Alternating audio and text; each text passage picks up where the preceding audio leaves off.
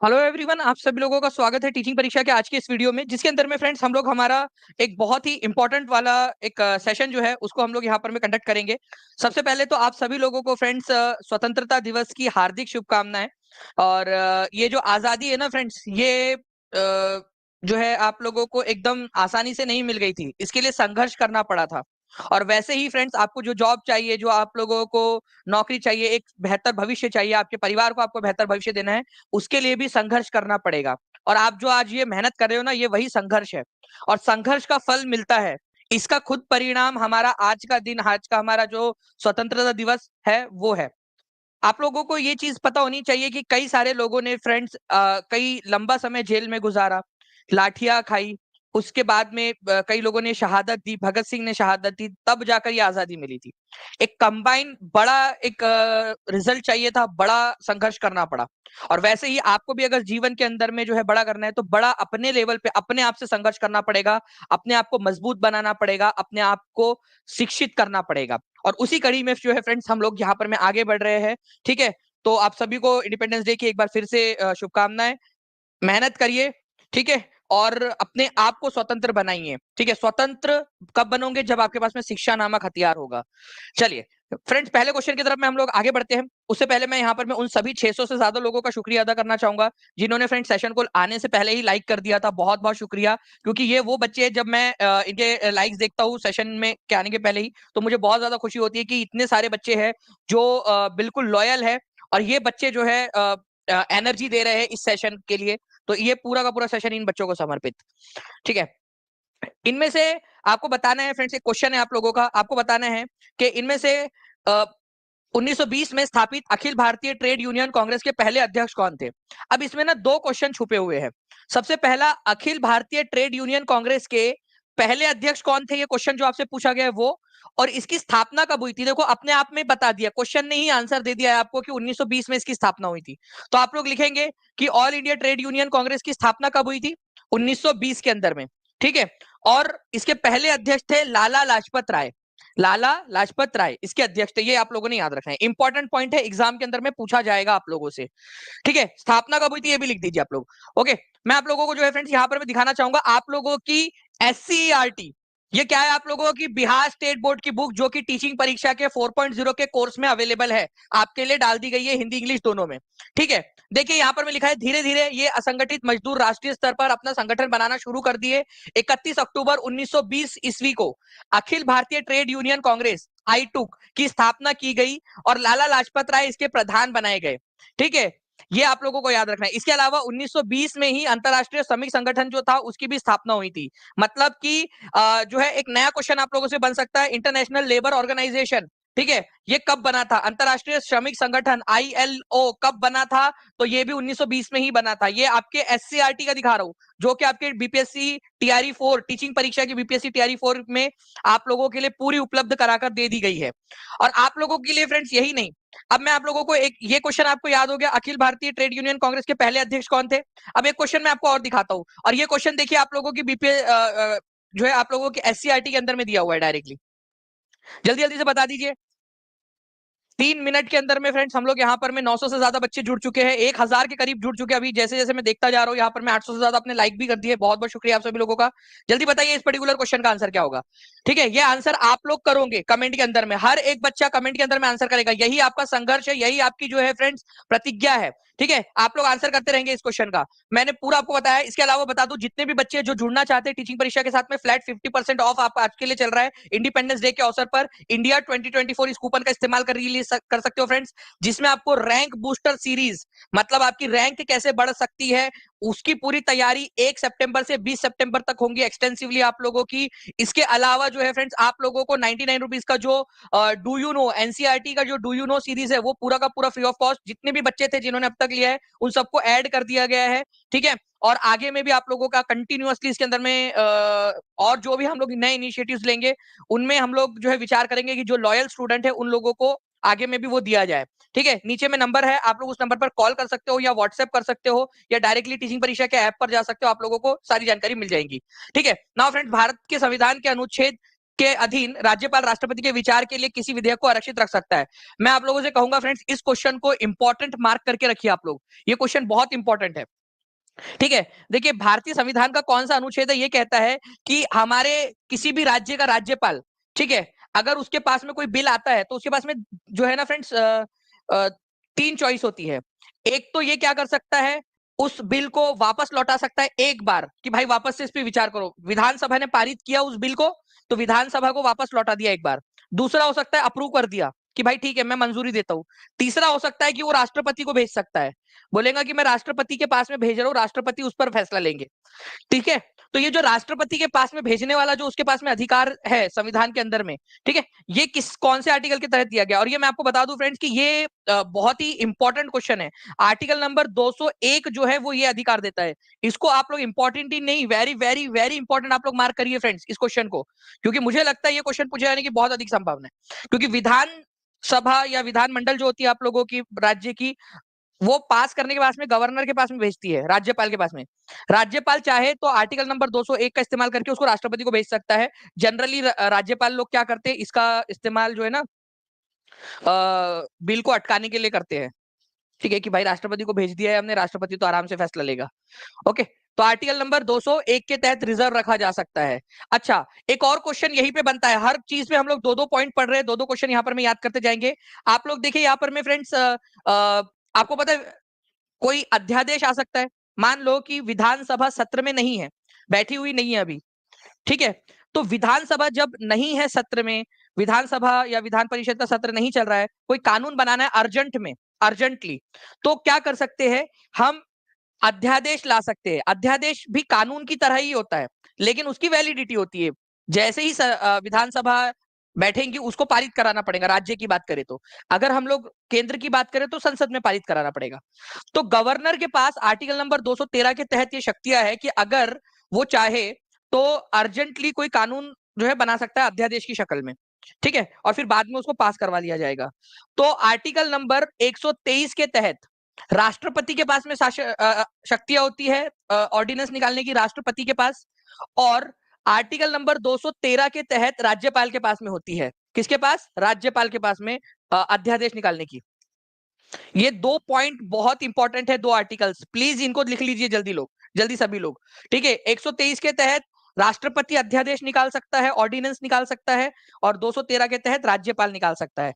Ordinance कुछ नहीं है, एक टेम्पररी कानून है, ठीक है, जब भी संसद बैठेंगी उसको पारित करवाना जरूरी हो जाता है आपका, बस एक जो है कोई इमरजेंसी सिचुएशन आ गई और कानून की जरूरत है तो उसमें इसका इस्तेमाल कर सकते हैं।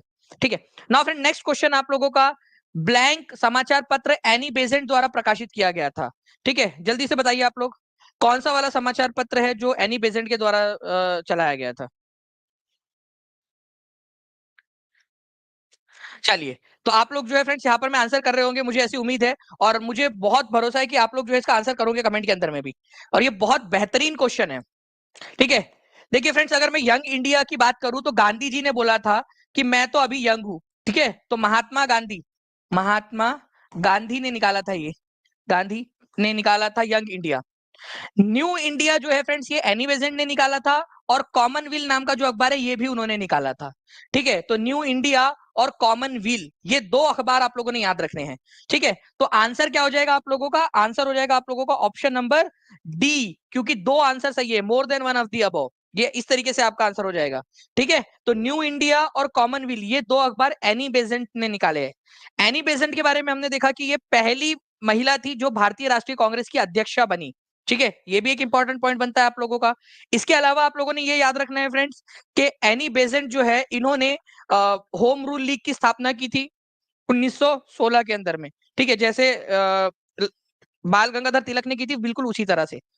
तो एनी बेजेंट के बारे में हम लोग देख लेते हैं। एनी बेजेंट जो है फ्रेंड्स ये एक स्वतंत्रता संग्राम के अंदर में इन्होंने अपना बहुत अच्छा खासा योगदान दिया है। 1917 में कलकत्ता के अधिवेशन में पहली महिला बनी थी अध्यक्ष बनने वाली। ओके, इसके अलावा जो है फ्रेंड्स उन्होंने यंग मेंस एसोसिएशन भी बनाया था, यंग मेंस इंडियन एसोसिएशन 1914 के अंदर में। साथ ही साथ जो है फ्रेंड्स अगर मैं बात करूं आप लोगों से तो कॉमनवेल और न्यू इंडिया नाम के न्यूज़पेपर भी स्टार्ट किए थे। ये दो पॉइंट इंपॉर्टेंट है आप लोगों के। ठीक है, 979 अब 983 हो चुके हैं फ्रेंड्स, ठीक है। 983 यहाँ पर में लाइक्स हो चुके हैं। जल्दी जल्दी से सेशन को लाइक एंड शेयर भी करते रहेंगे आप सभी लोग। बीपीएससी टीआरई 2 का क्वेश्चन आप लोगों का बताइए, who among the following was the vice chairman of constituent assembly? संविधान सभा के उपाध्यक्ष कौन थे इनमें से? ठीक है, उपाध्यक्ष, जल्दी बताइए।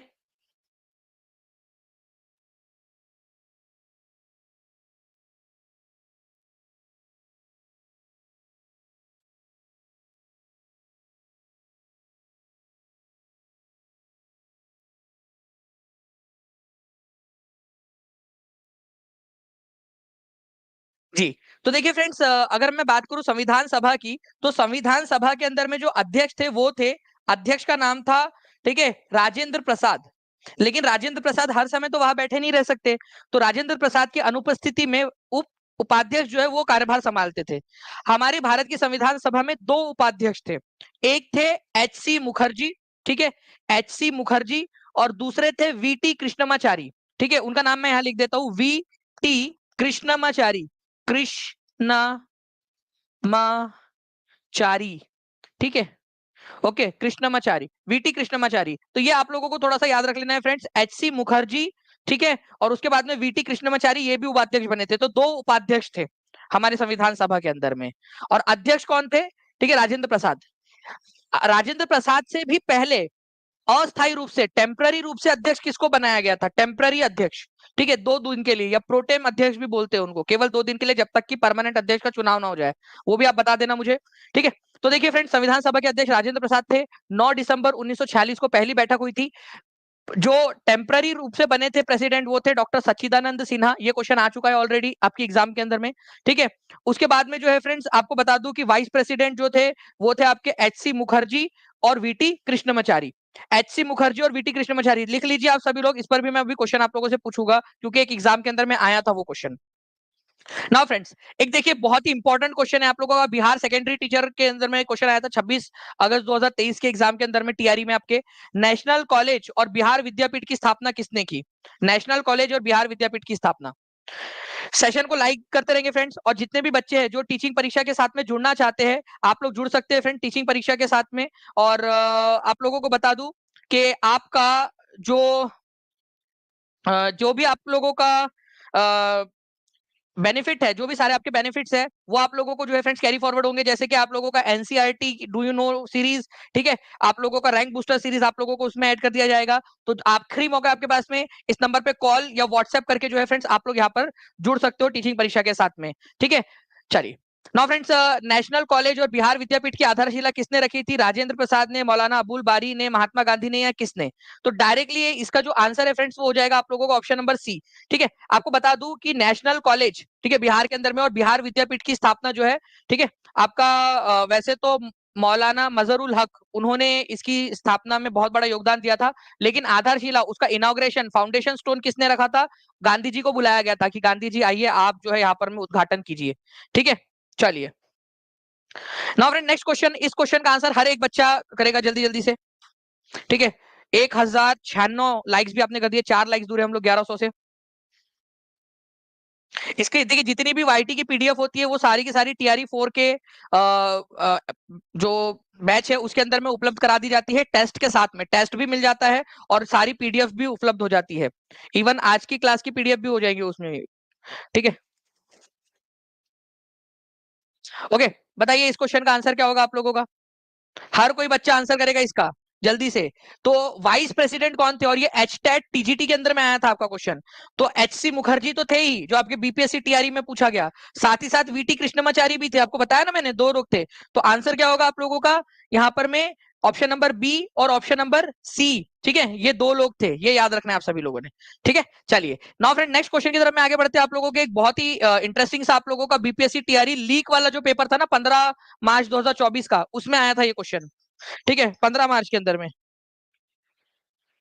बताइए जल्दी से, भारत में एक मेला है खीर भवानी उत्सव, निम्नलिखित में से किस राज्य में मनाया गया? खीर भवानी उत्सव। तो खीर भवानी उत्सव की अगर हम लोग बात करेंगे फ्रेंड्स, कौन से राज्य के अंदर में मनाया जाता है? ठीक है, तो ये मनाया जाता है जम्मू कश्मीर के अंदर में, ठीक है। तो जम्मू कश्मीर एक यूनियन टेरिटरी है वैसे अभी, तो वहां पर मैं जब एग्जामिनर क्वेश्चन बना रहा था तो उसने स्टेट्स स्लैश यूनियन टेरिटरी लिखना चाहिए था। ठीक है, कोई बात नहीं, एग्जामिनर को बोलो कि वो भी हमारे सेशन देखे तो ज्यादा उसको अच्छे से जो है चीजें समझ में आने लगेगी। तो जम्मू कश्मीर के अंदर में जो है फ्रेंड्स, मुस्लिम और जो पंडित है, मुस्लिम लोग और पंडित लोग मिलकर एक सद्भावना का एक दुर्लभ जो है फ्रेंड्स मिलन देखने के लिए मिलता है आप लोगों को यहाँ पर। मैं खीर भवानी फेस्टिवल के अंदर में, कि कैसे हिंदू और मुस्लिम जो है वो एक साथ, एकता के साथ में रह सकते हैं यहाँ पर में। ठीक है, और हमारा भारत जो है वो विविधताओं से भरा हुआ है, और हमारा भारत विविधताओं से भरा हुआ है, लेकिन फिर भी इसमें एकता है। ये नारा किसने दिया था? विविधता में एकता का नारा किसने दिया था? आप लोग मुझे कमेंट करके बताएंगे जल्दी से। ठीक है, विविधता में एकता का नारा किसने दिया था? नाउ जो है फ्रेंड्स, यही क्वेश्चन डी ट्रिपल एस भी ग्रेड 4 प्रीवियस पेपर में आया हुआ है 3 सितंबर 2019 को। लो, कर लो बात। ठीक है, अब इसका आंसर तो आप लोग दोगे, मैं इसका आंसर जो है यहाँ से हटा दिया है। आप लोग इसका इसका इसका आंसर तो आप लोग लिखोगे।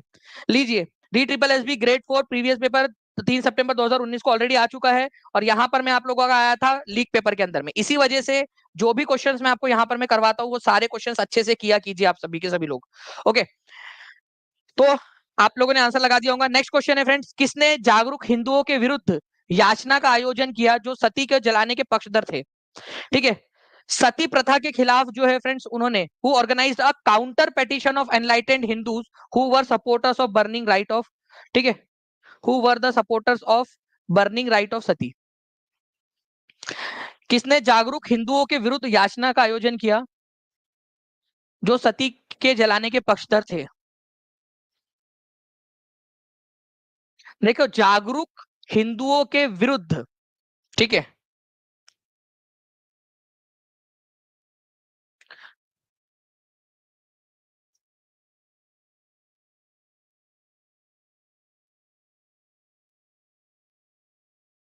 बताइए इसका आंसर क्या हो जाएगा यहाँ पर में?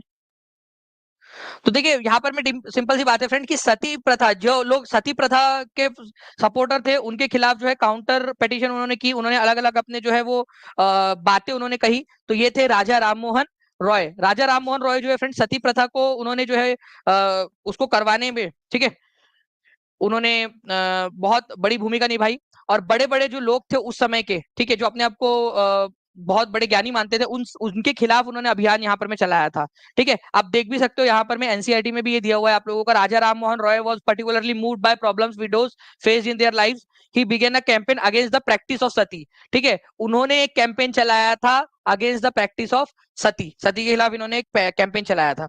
ठीक है, चलिए नाउ फ्रेंड्स, यहाँ पर मैं नेक्स्ट क्वेश्चन की तरफ में आगे बढ़ते हैं। आपको बताना है कि विशाल स्नानागार कहाँ पर में मिला है? ग्रेट बात, इंडस वैली सिविलाइजेशन के अंदर में विशाल स्नानागार। ऐसा माना जाता है कि ये स्नानागार जो है फ्रेंड्स, अगर मैं आप लोगों को दिखाने की कोशिश करूं, ठीक है, यहाँ पर मैं, ठीक है, ऐसा माना जाता है कि ये जो स्नानागार है आप लोगों का, ये यहाँ पर में पवित्र स्नान किया जाता होगा। ठीक है, लोग जो है पवित्र स्नान करते होंगे यहाँ पर में, इसके अंदर में पवित्र स्नान करते होंगे कोई समय त्योहार वगैरह के समय में। बट मेरे को लगता हो सकता है कि भाई कोई बच्चा होगा जो अपना बीपीएससी का रिजल्ट का इंतजार कर रहा होगा, उसने जो है पार्ट टाइम एक अपना स्विमिंग पूल का बिजनेस चालू किया होगा 2-2 रुपए में। ठीक है, और अपन लोग समझ रहे कि पवित्र स्नान करते थे वो लोग। ठीक है, चलिए कोई बात नहीं, जो भी होगा, ठीक है, अब वो राज भी उन्हीं के साथ चला गया। ओके, जब हम उनकी लिपि पढ़ पाएंगे उस समय पता चलेगा। चलिए, तो यहाँ पर मैं आप लोगों को याद रखना है फ्रेंड्स, मोहनजोदारो के अंदर में जब आपने खुदाई की, हड़प्पा सभ्यता को हड़प्पा सभ्यता क्यों कहा जाता है? क्योंकि सबसे पहले यहीं पे खुदाई हुई थी, सबसे पहले। ठीक है, 1921 के अंदर में। ठीक है, हड़प्पा के अंदर में 1921 के अंदर में, हड़प्पा में। उसके बाद में मोहनजोदारो की खुदाई हुई, और मोहनजोदारो की खुदाई के अंदर में आप लोगों को ग्रेट बाथ मिला था। मोहनजोदारो आज ये पाकिस्तान में है, हड़प्पा भी पाकिस्तान के अंदर में है, हड़प्पा नाम का शहर भी। ठीक है, लिपि पढ़ी नहीं जा सकी अब तक इनकी, अदरवाइज हम लोगों को पता चल जाता कि ये क्या बोल रहे हैं। इसका डायमेंशन अगर आपको चाहिए हो तो ये है इसका। ठीक है, 12 मीटर लंबा था। ठीक है, 7 मीटर चौड़ा था, और 3 मीटर गहरा था। ठीक है, ये तो ये 12/7/3, ये इसका डायमेंशन था। 12-7-3, 12-7-3। ठीक है, 12-7-3। कभी अगर आ जाए तो याद रख लेना आप लोग। वैसे आप लोगों को पता है मोहनजोदारो का मतलब क्या होता है? मोहनजोदारो कितने लोगों को पता है? बताइए। मोहनजोदारो का मतलब, मोहनजोदारो वाला जो है फ्रेंड्स, ठीक है, मोहनजोदारो का मतलब होता है मृतकों का टीला। ठीक है, माउंड ऑफ डेथ। क्योंकि ना वहां पर में उसकी खुदाई से पहले पूरा टीला टीला ही था, वहां पर पूरी मिट्टी की परत जम चुकी थी। मोहनजोदारो शब्द का अर्थ है मृतकों का टीला। ये याद रखना है आप लोगों ने, मृतकों का टीला। ठीक है, इस तरीके से इसको नाम दिया गया था। मोहनजोदारो का मतलब होता है, ठीक है, सिंधु नदी के किनारे के अंदर में है। इंडिया फॉर इंडियंस, ये प्रसिद्ध नारा किसने दिया था? इंडिया फॉर इंडियंस का ये बताएंगे आप लोग सभी लोग जल्दी जल्दी से। इंडिया फॉर इंडियंस, ठीक है, बताइए। देखिए फ्रेंड्स, इंडिया फॉर इंडियंस ये नारा किसने दिया था, ये क्वेश्चन पूछा जाता है। और मैं आप लोगों को प्राउडली यहाँ पर मैं बता सकता हूँ कि ये क्वेश्चन जो है फ्रेंड्स आप लोगों का टीआरई के एग्जाम में आया था, और ये टीचिंग परीक्षा के ऐप के ऊपर में ऑलरेडी उपलब्ध था। ठीक है, आप देख सकते हो, ये मैंने उसकी जो ई बुक है आप लोगों को जो दी गई है प्रीमियम ई बुक, उसका स्क्रीनशॉट आपके लिए लगा दिया है। जिस भी बच्चे ने पूरा पढ़ा होगा, ठीक है, उसको मिल जाएगा। इंडिया फॉर इंडियंस प्रसिद्ध नारा किसने दिया था? ठीक है, तो स्वामी दयानंद सरस्वती जो थे, इन्होंने ये नारा दिया था। ठीक है, ये क्वेश्चन आप लोगों को वहां पर में प्रोवाइड किया गया था, बिल्कुल, स्वामी दयानंद सरस्वती ने। ठीक है, और ये क्वेश्चन आप लोगों को ऑलरेडी आ चुका है। इंडिया फॉर इंडियंस प्रसिद्ध नारा स्वामी दयानंद सरस्वती ने दिया था। ठीक है, स्वामी दयानंद सरस्वती के बारे में अगर मैं आप लोगों को बताऊं फ्रेंड, तो स्वामी दयानंद सरस्वती ने आर्य समाज की स्थापना की थी। आर्य समाज की स्थापना, ठीक है। मुझे ईयर और स्थान, ठीक है, प्लेस, ठीक है, बताइए जल्दी से, इसको स्थापना करने का ईयर कौन सा था और प्लेस कौन सा था? आप लोग जल्दी से कमेंट करके बताएंगे आर्य समाज का। ठीक है, सभी लोग जल्दी जल्दी से। ठीक है, चलिए नेक्स्ट क्वेश्चन की तरफ में आगे बढ़ते हैं। तब तक हाल ही में समाचारों में देखा गया माउंट इरेबस, ठीक है, कौन से महाद्वीप में स्थित है? माउंट इरेबस के बारे में पता चला अभी, उसके अंदर में हम लोगों को ऐसा पता चला था कि भाई वो सोना उगल रहा है, ठीक है, उसमें से। ओके, मतलब उसमें से ना छोटे छोटे से कण निकल रहे थे, सोने के छोटे छोटे से कण। तो बताइए जल्दी से, माउंट इरेबस कहाँ पर में आप लोगों का?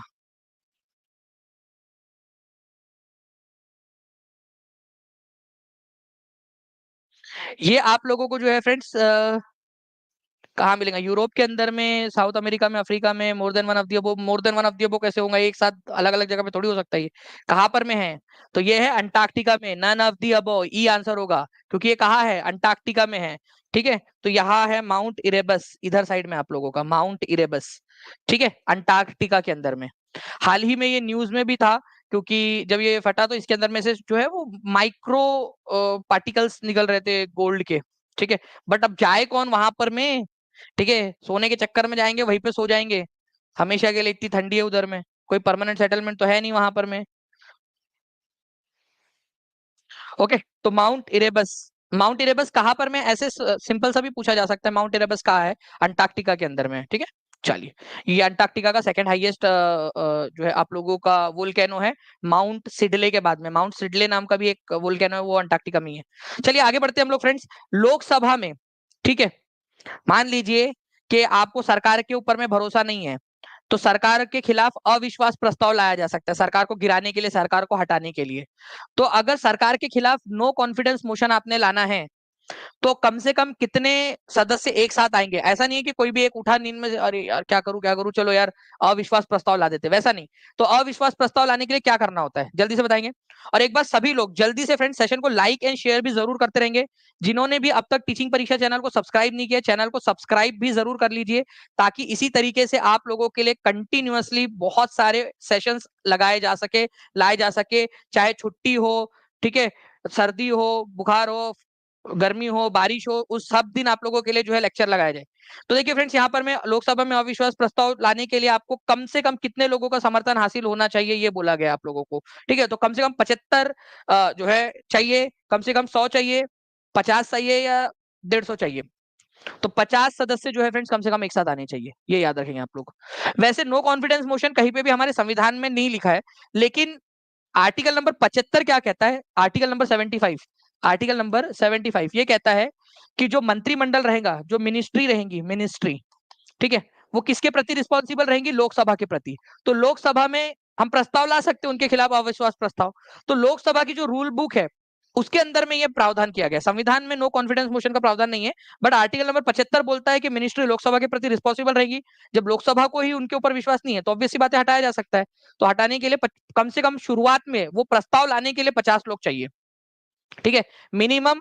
ठीक है, 50 लोग चाहिए। वो लोकसभा का रूल है 198 नंबर का, 198 नंबर का रूल है उसके अनुसार। और ये क्वेश्चन आप देख सकते हो कितने बार आ चुका है। अब आप ये क्वेश्चन को देखिए, मैंने अभी आपको बताया कि नो कॉन्फिडेंस मोशन जो है वो लाया जाता है आर्टिकल नंबर 75 के तहत। और आर्टिकल नंबर 75 कहता है कि जो मिनिस्ट्री है वो किसके प्रति रिस्पॉन्सिबल रहेगी, लोकसभा के प्रति। तो नो कॉन्फिडेंस मोशन केवल और केवल लोकसभा में ही लाया जा सकता है, राज्यसभा का कोई लेना देना नहीं है उसमें। तो it can only be brought in Lok Sabha, केवल लोकसभा में ही लाया जा सकता है।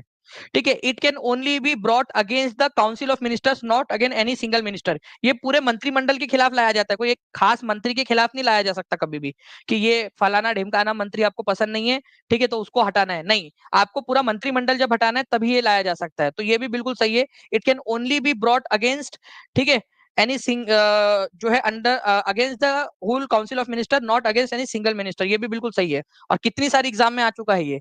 और ये आपसे ट्रू पूछा है ना, तो दोनों के दोनों ट्रू है आप लोगों के। तो पी एंड क्यू यहाँ पर मैं आंसर हो जाएगा ऑप्शन नंबर डी, इस तरह से। ठीक है, तो ऐसे ये क्वेश्चन बन सकता था आप लोगों का। ओके, चलिए, तो मुझे उम्मीद है कि आप लोगों को अच्छे से समझ में आ गया होगा। इतने सारे बच्चे देख रहे हैं, जल्दी से सेशन को लाइक एंड शेयर भी करते रहेंगे फ्रेंड्स। ठीक है, चलो ना, हमारी आकाशगंगा मंदाकिनी से सर्वाधिक समीप स्थित गैलेक्सी कौन सी है? हमारी आकाशगंगा, ठीक है, मिल्की वे गैलेक्सी जिसका नाम है, जिसको हिंदी में जो है हम लोग क्या कहते हैं, मंदाकिनी कहते हैं। ठीक है, तो मंदाकिनी और मिल्की वे गैलेक्सी एक ही है।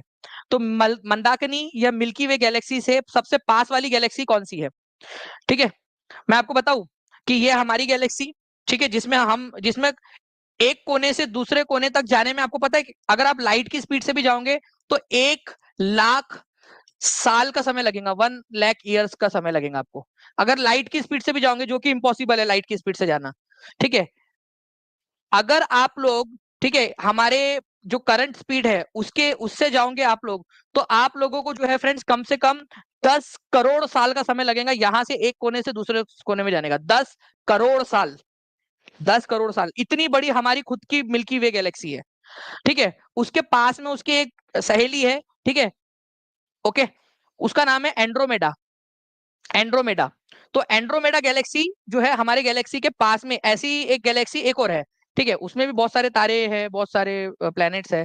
ठीक है, तो वो एंड्रोमेडा गैलेक्सी, तो मंदाकिनी के पास में सबसे पास वाली गैलेक्सी कौन सी है? एंड्रोमेडा गैलेक्सी है। ठीक है, ये याद रखना है आप लोगों ने। तो मिल्की वे गैलेक्सी के सबसे पास वाली Galaxy Andromeda Galaxy.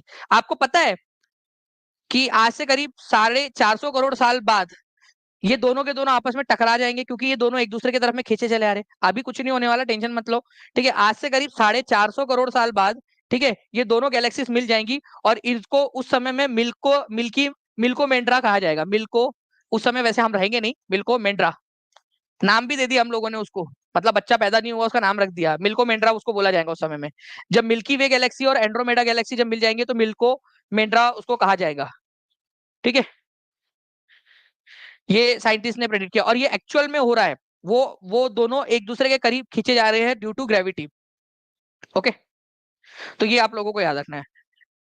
Andromeda Galaxy, Mandakini Galaxy या मिल्की वे गैलेक्सी के सबसे पास वाली गैलेक्सी। अब ये एग्जाम में आ चुका क्वेश्चन है, तो हो सकता है अगली बार कभी भी आप लोगों से पूछ ले वापस से। ठीक है, सीरियस जो है फ्रेंड्स, जो आप लोग आंसर लगा रहे हो वो सबसे चमकीला तारा है। ठीक है, तो आपने जो गलती की वो क्या गलती की, आपने सीरियस लगाया सबसे चमकीला तारा। वो हमारे आसमान में दिखने वाला सबसे चमकीला तारा कौन सा है? वो सीरियस है। ठीक है, इसको डॉग स्टार भी बोलते हैं। ठीक है, तो वो अलग चीज है, यहाँ गैलेक्सी की बात हो रही थी। फ्री हिंदुस्तान नामक समाचार पत्र किसने निकाला? बहुत ही ज्यादा इंपॉर्टेंट क्वेश्चन है, डी ट्रिपल एस बी में भी आ चुका है, बीपीएससी के तैयारी में भी आने की बहुत प्रबल संभावना है।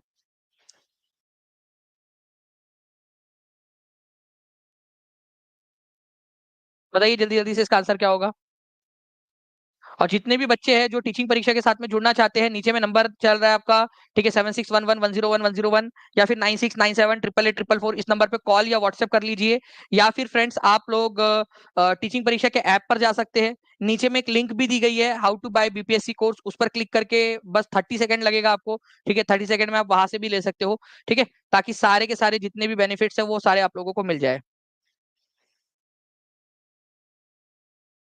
ओके, चलिए, तो देखिए अगर मैं बात करूं फ्रेंड्स, यहाँ पर मैं आपके फ्री हिंदुस्तान नामक अखबार किसने निकाला था, तो यहाँ पर मैं पूरे जितने भी इंपॉर्टेंट अखबार है उनकी लिस्ट आप लोगों को दी है। ठीक है, युगांतर अखबार जो है फ्रेंड्स, ये याद रखना है, बरिंदर कुमार घोष और भूपेंद्र नाथ दत्त, इंपॉर्टेंट नाम आता है बरिंदर कुमार घोष। ठीक है, अरविंदो घोष के भाई थे ये। ठीक है, कॉमरेड नाम का अखबार किसने निकाला था? मौलाना मोहम्मद अली ने निकाला था। ठीक है, अल हिलाल नाम का और अल बलग, ये दोनों क्वेश्चन आ चुके हैं आपके एग्जाम में, मौलाना का अबुल कलाम आजाद ने। क्या ये क्वेश्चन आया नहीं था, अल हिलाल अखबार किसने निकाला है? जल्दी बताइए, ये क्वेश्चन आया था कि नहीं आया था एग्जाम के अंदर में, अल हिलाल वाला। ठीक है, अबुल कलाम आजाद ने निकाला था। वही अगर मैं बात करूं आप लोगों से फ्रेंड्स फ्री हिंदुस्तान की, तो फ्री हिंदुस्तान जो है वो तारकनाथ दास ने निकाला था, ये आप लोग याद रखोगे। इसके अलावा जो है फ्रेंड्स तहजीब उल अखलाक सर सैयद अहमद खान ने निकाला था, ये आप लोगों को याद रखना है। द हिंदू जीएस अय्यर, ठीक है, इन्होंने निकाला था। और न्यू इंडिया और कॉमनवेल्थ, अभी थोड़ी देर पहले मैंने क्वेश्चन दिखाया था ना आपको, न्यू इंडिया और कॉमनवेल्थ वाला, ये आप लोगों को याद रखना है। ठीक है, न्यू इंडिया और कॉमनवेल्थ एनी बेजेंट ने। ठीक है, चलिए। तो फ्री हिंदुस्तान तारकनाथ दास ने। ठीक है, ये बहुत ही इंपॉर्टेंट क्वेश्चन है आप लोगों का, तारकनाथ दास, फ्री हिंदुस्तान, इंपॉर्टेंट पॉइंट है, प्लीज इसको याद रखिएगा आप सभी के सभी लोग, कभी भी एग्जाम के अंदर में पूछा जा सकता है। ठीक है, नाउ फ्रेंड नेक्स्ट क्वेश्चन है आप लोगों का, महात्मा गांधी ने किसी वांछित लक्ष्य को प्राप्त करने के लिए भूख हड़ताल की अपनी पद्धति का प्रयोग सबसे पहले कहाँ किया था? पहली बार जो है वो भूख हड़ताल पे बैठ गए गांधी जी। ठीक है, तो गांधी जी ने पहली बार भूख हड़ताल कहाँ पर की थी?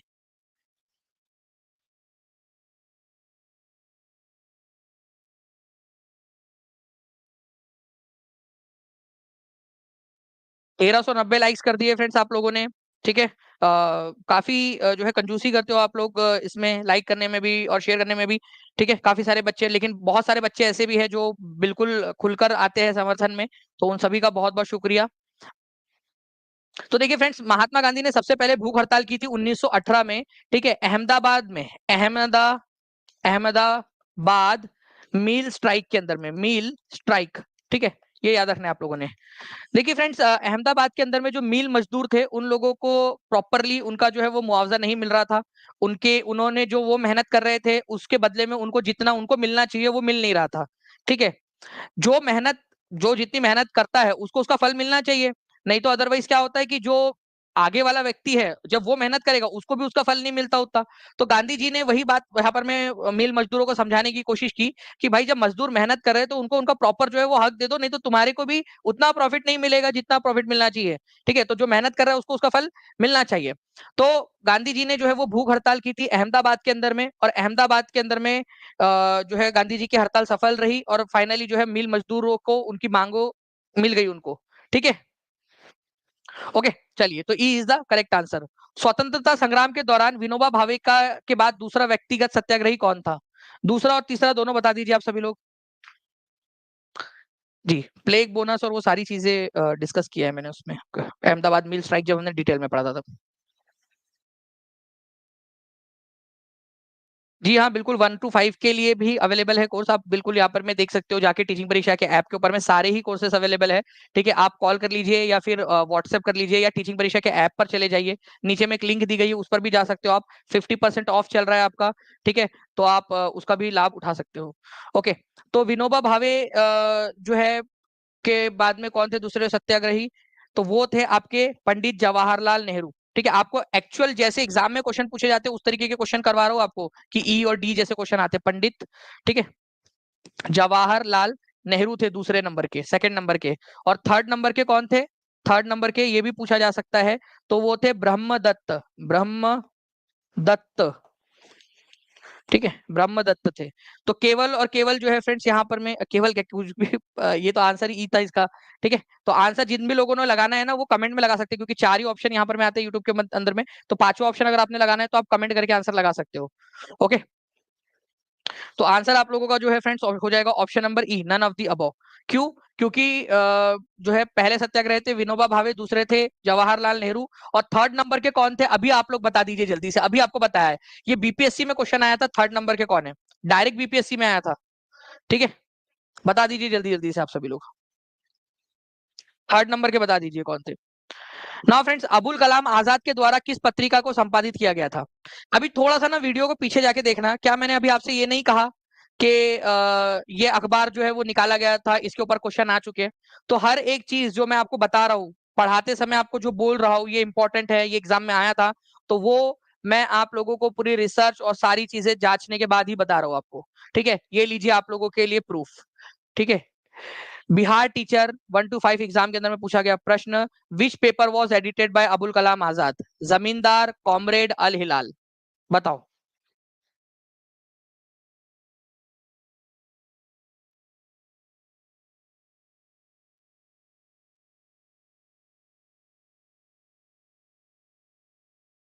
चलिए, तो देखिए फ्रेंड्स, अगर मैं आप लोगों से बात करूं यहाँ पर मैं कॉमरेड की, तो मैंने अभी थोड़ी देर पहले आप लोगों को बताया, कॉमरेड जो अखबार है, ठीक है, मौलाना मोहम्मद अली, जिनको मौलाना मोहम्मद जौहर अली भी बोला जाता है, उन्होंने निकाला था। ठीक है, उसके बाद में अल हिलाल नाम का जो न्यूज़पेपर है, ठीक है, अल हिलाल और अल बलग, ये न्यूज़पेपर निकाला था मौलाना अबुल कलाम आजाद ने। ठीक है, ये भी आप लोग याद रख सकते हो। ठीक है, और इसके अलावा जो जमींदार था, मौलाना जफर अली खान करके एक थे, मौलाना जफर अली खान। ठीक है, मौलाना मौलाना जफर अली खान, उन्होंने निकाला था ये जमींदार नाम से एक न्यूज़पेपर। ठीक है, तो अल हिलाल मौलाना अबुल कलाम आजाद का था। ठीक है, तो ये एक इंपॉर्टेंट पॉइंट आप लोगों का बन जाता है। आप लोग देख सकते हो, ये आप लोगों के लिए ऑलरेडी पूरा का पूरा डाला है। अल बलग भी अब पूछा जा सकता है एग्जाम के अंदर में, इसके लिए भी तैयार रहिए आप सभी लोग।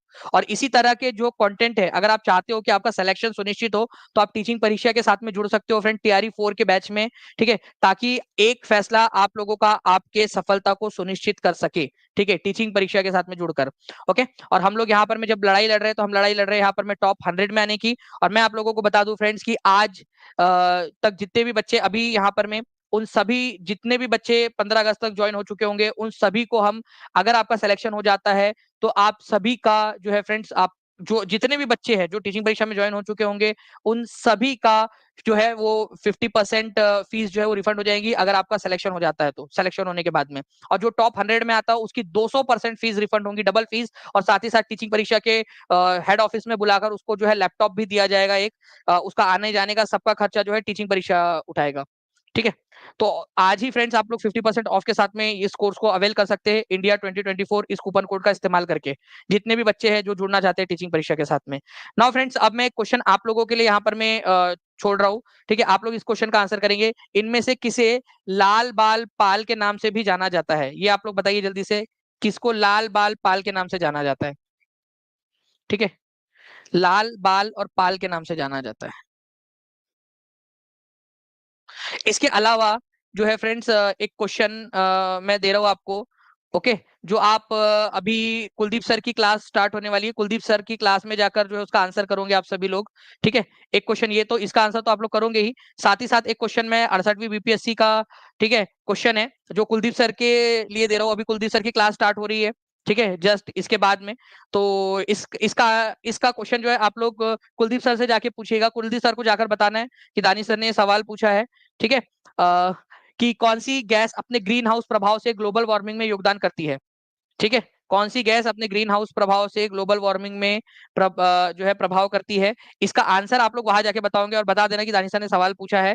ठीक है, और उनके कमेंट बॉक्स में जाकर आंसर भी कर दीजिए। अभी जस्ट इसके बाद में सर की क्लास है आप लोगों की, उसमें जाकर आप लोग आंसर कर सकते हो। ठीक है, मैं सर से पूछूंगा कि कितने बच्चों ने सही आंसर दिया था। ठीक है, सर से मैं पूछने भी वाला हूँ इसका, कि आप लोगों में से कितने लोगों ने आंसर दिया था इसका। ठीक है, चलिए, बाकी जो है फ्रेंड्स, मैं आपको बता दूं, टीचिंग परीक्षा के फ्लैट 50% ऑफ के साथ में आप लोग इंडिया 2024 इस कूपन कोड का इस्तेमाल करके जुड़ सकते हो। ठीक है, और अगर आपका सिलेक्शन हो जाता है फ्रेंड्स, तो आप लोगों का जो है 50% फीस रिफंड हो जाएंगी। और लड़ाई जो है वो 50 जो है आपके सिलेक्शन की नहीं, आप लड़ाई रैंक की है, कि टॉप 100 में आना है, आपको हेड ऑफिस आना है टीचिंग परीक्षा के, और लैपटॉप लेना है। ये लड़ाई लड़नी है अब आपने, और टीचिंग परीक्षा इसमें हर संभव प्रयास जो है आप लोगों का कर रहा है। ठीक है, आप लोगों के लिए। ठीक है, तो आप लोग तैयार रहिए और अपने को उस अनुसार प्रिपेयर करिए आप लोग। ओके, चलो, thank you very much friends, take care and bye, God bless you all. इसका आंसर आप लोग कुलदीप सर की क्लास में जाकर कर दीजिएगा। Okay, bye, thank you.